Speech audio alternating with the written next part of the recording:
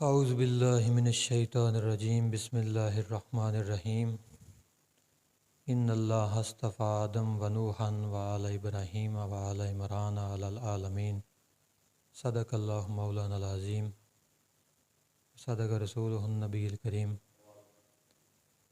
اما بعد فاعوذ باللہ من الشیطان الرجیم بسم اللہ الرحمن الرحیم۔ اللہ تعالیٰ نے قرآن مجید فرقان حمید کے اندر ارشاد فرمایا، ان اللہ اصطفیٰ آدم،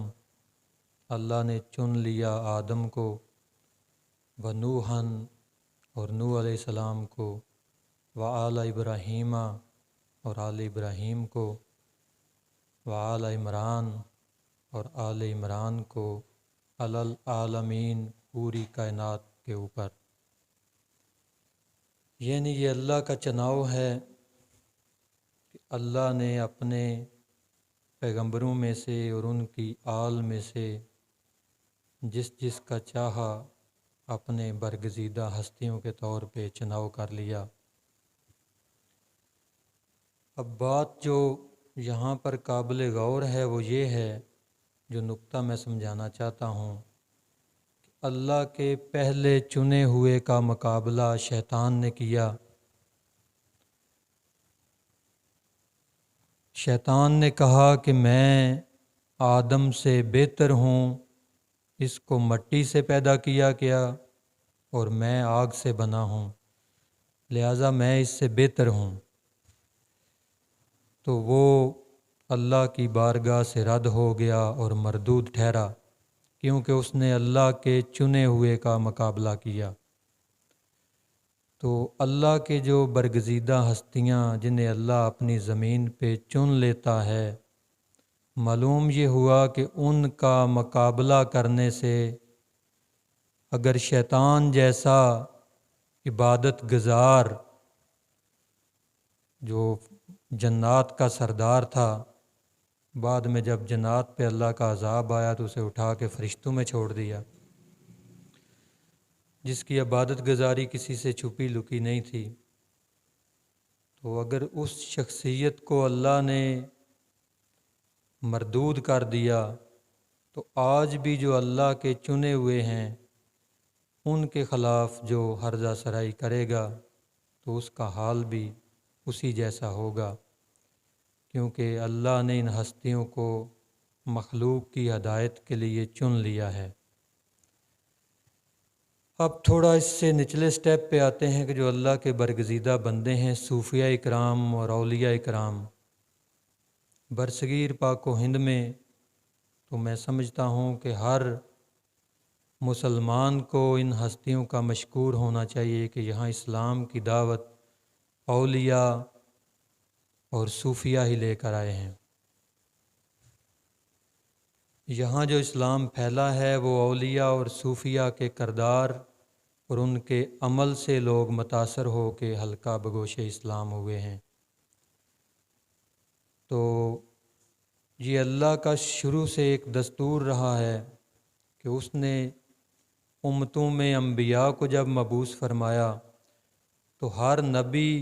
اپنے دور کے جو امور تھے یا لوگوں کی جو معیشت تھی یا لوگوں کا جس طرف زیادہ رجحان تھا، اسی طرح کے معجزات لے کر پیغمبر جو ہیں وہ تشریف لائے۔ جیسے حضرت نوح علیہ السلام جب دنیا میں تشریف لائے تو اس وقت نیا نیا لوہا ایجاد ہوا تھا، لوہا دریافت ہوا تھا نیا نیا، اور لوہے کی دھات کاری کا دور تھا۔ لوگ بمشکل پتھروں سے آگ جلاتے، لکڑیاں جلا کر پھر لوہے کو گرم کرتے اور لوہے سے مختلف قسم کے اوزار بناتے، جن سے وہ کھیتی باڑی بھی کرتے تھے، اور لڑائی جھگڑے کے لیے جو اوزار تلواریں وغیرہ بنائی جاتی تھیں وہ اسی دور سے شروع ہوئیں۔ تو اللہ نے اس حضرت نوح علیہ السلام کو معجزہ بھی ایسا ہی دے کر بھیجا کہ آپ لوہے کو ہاتھ میں پکڑتے تھے تو لوہا نرم ہو جاتا تھا پانی کی طرح، تو جس طرف آپ اسے موڑتے اس طرف وہ مڑتا جاتا۔ تو اس دور کے لوگوں کو حضرت نوح علیہ السلام کا گرویدہ ہونا پڑا۔ اسی طرح جب موسیٰ علیہ السلام تشریف لے کر آئے دنیا میں، اس وقت جادوگری کا دور تھا، جادو اپنے عروج پہ تھا، لوگ طرح طرح کی شعبدہ بازیاں کرتے تھے اور جادو سے طرح طرح کے کام لیتے تھے۔ تو حضرت موسیٰ علیہ السلام معجزات بھی اسی قسم کے لے کر آئے کہ وہ اپنا عصا جب پھینکتے تھے تو وہ بہت بڑا اژدہا بن جاتا تھا، اور اپنا ہاتھ بغل میں دے کر باہر نکالتے تھے تو وہ روشن ہو جاتا تھا۔ تو اس دور کے لوگوں کو آپ کے سامنے سرنگوں ہونا پڑا اور آپ ان کے لیے ہدایت کا مینارہ بنے۔ تو یہ اللہ کا دستور ہے کہ جس دور میں انسانیت کی ہدایت کے لیے وہ کوئی ہادی بھیجتا ہے تو اس دور کے امور کے مطابق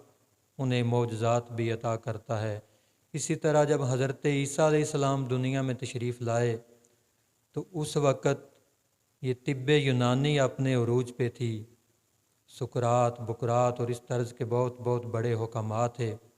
تو وہ ہر بیماری کا علاج کرتے تھے، سوائے چند ایک بیماریوں کے وہ دنیا کی ہر بیماری کا علاج کرتے تھے۔ یعنی طب یونانی اپنے عروج پہ تھی، طب اپنے عروج پر تھی، تو اللہ نے حضرت عیسیٰ علیہ السلام کو معجزات بھی اسی طرح کے دے کر بھیجے کہ جن چیزوں کا وہ علاج نہیں رکھتے تھے ان کا علاج حضرت عیسیٰ نے کیا۔ یعنی کوڑ کا علاج نہیں تھا تو آپ کوڑ زدہ کے جسم پہ ہاتھ پھیرتے تھے تو اس کا کوڑ دور ہو جاتا، برس کا علاج نہیں تھا، برس والے کے جسم پہ ہاتھ پھیرتے تو اسے شفا مل جاتی،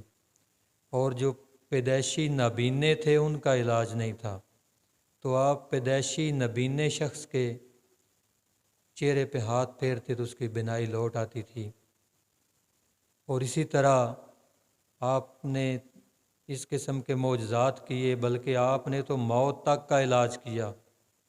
کہ 70 سال پرانے مرے ہوئے لوگوں کی قبروں پہ جا کر آپ اپنے پاؤں کی ٹھوکر لگاتے تو مردے جو ہیں وہ قبروں سے اٹھ بیٹھتے تھے۔ تو اس طرح پھر لوگوں کو ان کا گرویدہ ہونا پڑا، یعنی پبلک کے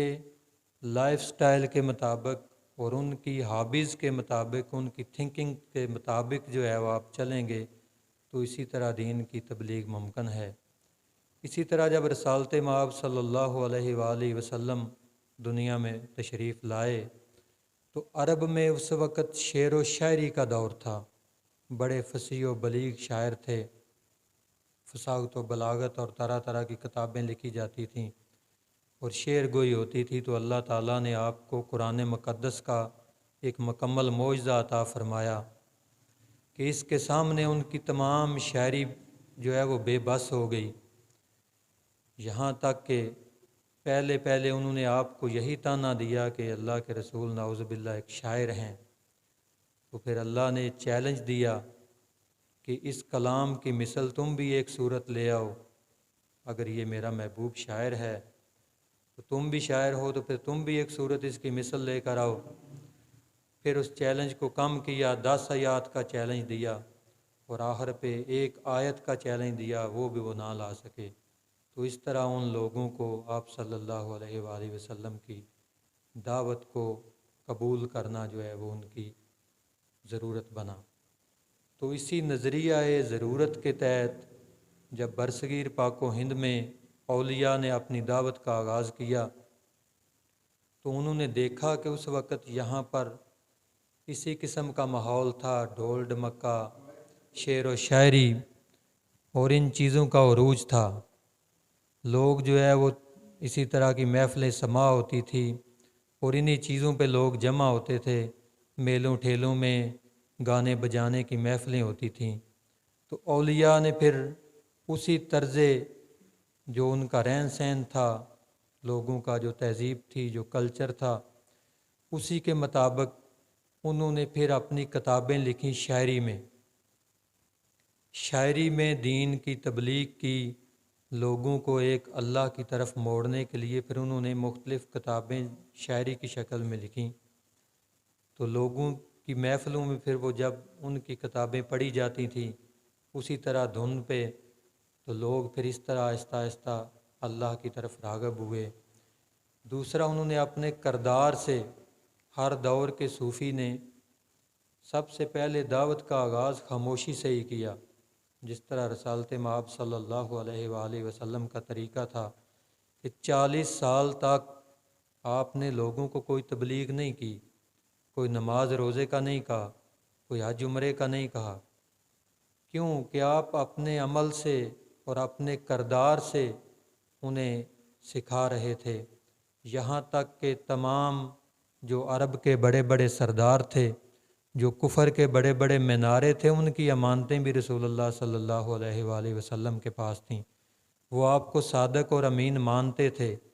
آپ کو ہانیسٹ مانتے تھے، آپ کی دیانتداری پہ انہیں کچھ شک نہیں تھا۔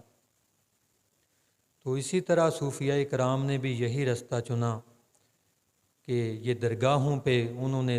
لوگوں کی داد رسی کی، لوگوں کے لیے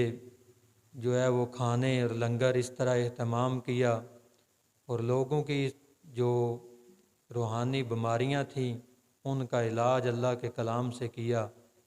اور لوگ آہستہ آہستہ ان کے قریب ہونا شروع ہوئے، ان کے کردار سے متاثر ہو کر،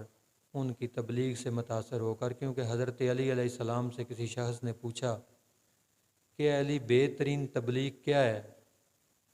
بہترین جو طرز تبلیغ ہے وہ کیا ہے؟ تو آپ نے فرمایا کہ تیری جو تلوار ہے وہ میان سے باہر نہ نکلے، اور تیرا منہ کھلے نہ، تیری زبان بھی بند رہے اور تیری میان سے تلوار بھی نہ نکلے، یعنی لوگ تیرے کردار سے متاثر ہو کر تیری طرف آئیں، تو یہ بہترین دین کی تبلیغ ہے۔ لوگ تیرے عمل سے، تیرے کردار سے متاثر ہو کر وہ تیری جو دعوت ہے اس کو ایکسیپٹ کریں، تو یہی بہترین تبلیغ ہے۔ اسی طرز تبلیغ کو اللہ کے ولیوں نے اپنایا، اور لوگ آہستہ آہستہ ان کے گرویدہ ہوتے گئے۔ آج کل مختلف علماء جو ہیں وہ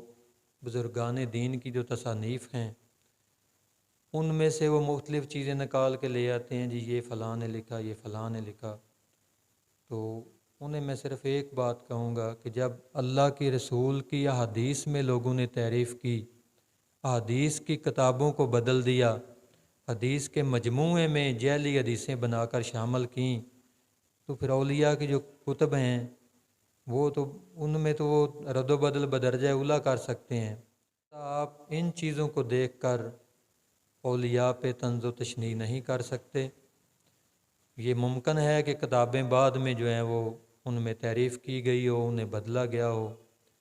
تو دین چونکہ اس علاقہ میں علماء ہی کی مرہون منت پھیلا ہے، تو آپ کو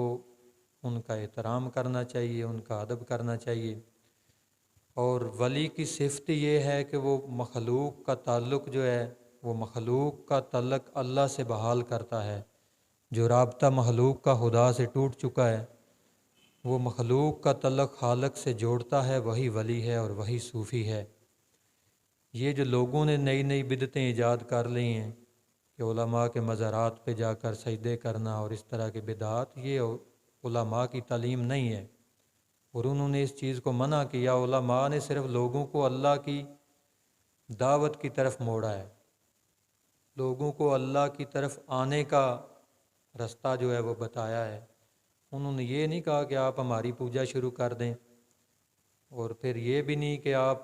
لوگوں کی جو ہے وہ کم علمی اور جہالت کو دیکھ کر پھر آپ علماء اللہ کا اور اولیاء کا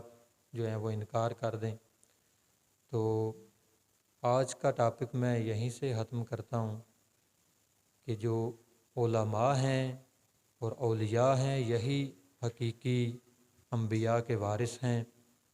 اور انہی کی مرہون منت ہمارا جو حلقہ ہے اس میں دین پہنچا ہے۔ تو ہمیں مزارات اور درگاہوں پہ طنز و تشنیع نہیں کرنی چاہیے، بلکہ ان